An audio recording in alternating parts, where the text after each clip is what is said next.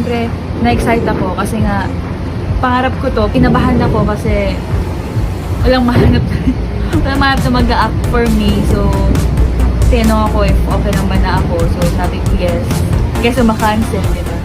Nag-acting workshops ako kasi hindi naman pwedeng diretso taping na kasi nga literal from zero ako, wala akong any acting experiences.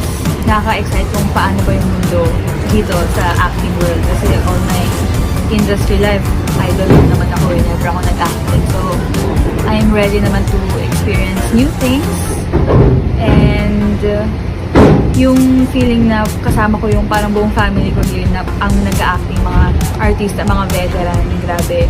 Sobrang naka-amazing. Syempre, it's an honor kasi pumayag sila.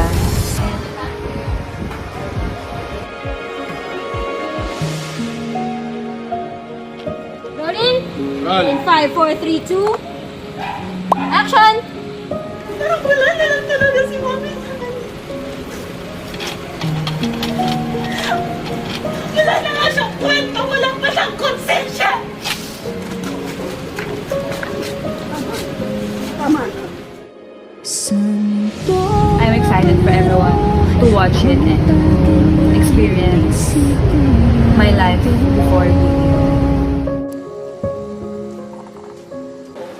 Palagi na lang tuliro, kakaisip kung paano pa to. Hindi na alam kung anong gagawin mo. Ilang beses nang nasaktan, nasugatan, tuloy ka pa ba ihabang? Last, I don't know since.